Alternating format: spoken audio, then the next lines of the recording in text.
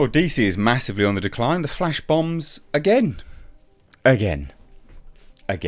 Now, obviously, it bombed in theatres, took a measly sum of money worldwide. It's lost hundreds of millions of dollars for Warner Brothers. And then they've gone and put it on Max, which was, I mean, it is HBO Max, but they've retitled it. It's the dumbest thing ever. And it's bombed on there as well. Which I guess speaks volumes for the decline of DC appeal, Marvel appeal, superhero appeal, or just garbage movie appeal. People are much more discerning about what they choose to watch. I've said many times that it's not necessarily just superhero fatigue, but it's more specifically garbage film fatigue. People have cottoned onto it. They know what a garbage film is. They're just picking and choosing. And it's not even just where money is concerned, it's just their time. They don't want to waste time on crap films. And so people are choosing not to watch it. But it's funny, so let's dive into this today. Hit subscribe if you're new here. Turn the bell notifications on. And let's take a look. So, this is a report from Deadline. So, reliable, good source. And they say The Flash sees 1.1 million households in its weekend debut on Max. It's less than Black Adam. It's less than Black Adam. They spent $300+ million on this movie. Wow. Terrible. This is an exclusive to Deadline as well, hence why we're talking about it. So, DC's The Flash. The Justice League spin-off movie starring Ezra Miller in the title role pulled in 1.1 million US households in its live plus 2-day window on Max per Samba TV. Now, Samba TV, in fact, that's less than Ahsoka. That's less than what Samba TV reported for Ahsoka. Now, Samba TV, just it's important to note, right? Samba TV doesn't have access to every single household. Of course it doesn't. It has access to 28 million, though. It's quite a lot. So they have access to 28 million households in the States. They have access worldwide as well. But 28 million households. So you roughly 3 times what we have from Samba. And that gives you a good estimate of what they work with. So it's not the full picture, but it is a picture. And this movie bombed in theatres. So it bombing on Max is not a surprise. But it just solidifies the mindset of people are much more discerning now. I mean, good, honestly, good for you. I'm glad you guys are more discerning now. Spending your time watching garbage.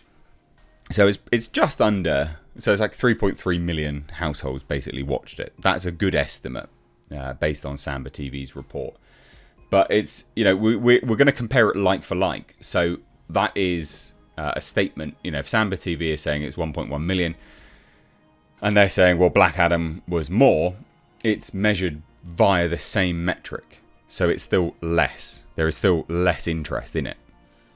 The Andy Muschietti directed Warner Brothers title hit Warner's streaming service on August 25th, so 5 days ago. That figure is down 8% from the weekend debut of Black Adam. And FYI, that was during the Christmas period as well. But we're still coming to the close of sort of holiday periods. You'd think people would still watch it. And that clocked in at 1.2 million US households. So not significantly more, but still less. The Flash, again, these figures are hilarious. The Flash, which cost $200 million before P&A, so, profit before marketing, right? This is not the final figure at all, because they went back for multiple reshoots. There's interest on the number. You can choose to believe this or not. It doesn't really matter. It's still a bomb. Even if you take this figure into it, it still lost hundreds of millions of dollars. So it doesn't really matter whether you're going to be pedantic and argue about that. It still lost hundreds of millions of dollars.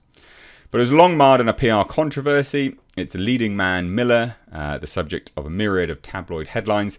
Public scuffles, literally choking a woman out in Iceland. Bizarre. An arrest a year before the movie's opening. He was largely left on the sidelines to promote the film. His one appearance being the world premiere in Hollywood days before the PIC's June 16th opening. A bulk of the film's cast, including Michael Keaton and Ben Affleck, were limited in press ops, further hampered by the unavailability of late-night talk shows. No one cares that they've gone. Literally, no one could care less.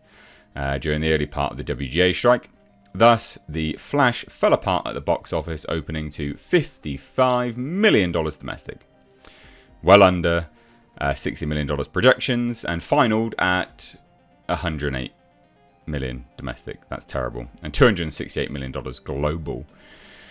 And you've got to remember, theatres will take an average of 50% of that.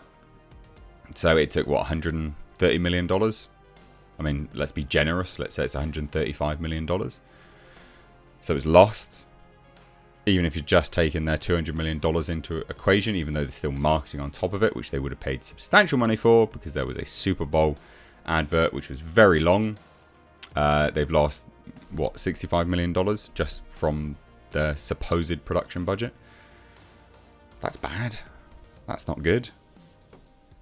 So The Flash had a 71-day theatrical window before hitting Max versus Black Adam, which had 57 days. And it still did less than all of it. So it should be noted that Samba TV Analytics, a bulk of current streamers MovieFair, have posted lower viewership numbers than they did during the pandemic. That's true, but it doesn't matter. High viewership figures stemmed from Warner Media's theatrical day and date distribution plan of HBO Max, not to mention more people were staying at home, skittish about attending cinemas during COVID. Well, that doesn't correlate to Black Adam. It literally doesn't correlate to that film at all. So that's a pointless thing to mention. So yeah, dumb. Really, really dumb. So in the same breath, Warner Brothers returned to pure theatrical releases with The Batman in March 2022. Saw its April HBO Max first week debut clock 4.1 million households. So yeah, it's interesting films, quite frankly, which outstripped the first 7 days of such day and date tentpoles as The Suicide Squad, Wonder Woman, The Matrix Resurrections, and Dune. So The Flash itself, households in the 45 to 54 group over-indexed by the highest margin of age, plus 10% Hispanic households overperformed by 21%. Among the top 25 largest DMAs, Pittsburgh, PA over-indexed the most, followed by Sacramento, and then Phoenix, Arizona. Black Adam, by comparison, over-indexed among Gen Zs, interesting, and millennials, households respectively 6% and 3%. Black households over-indexed by 23%, and Hispanic households over-indexed by 6%. So it's interesting. Samba TV's research panel includes 3 million smart TVs, balanced and weighted to the US census across age, gender, ethnicity.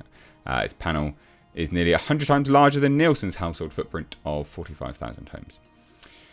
I mean, the figures that I can get for Samba TV is 28 million households in the States. So, yeah. But the point of this whole video is that, look, it bombed in theatres. It bombed when you give it away for free.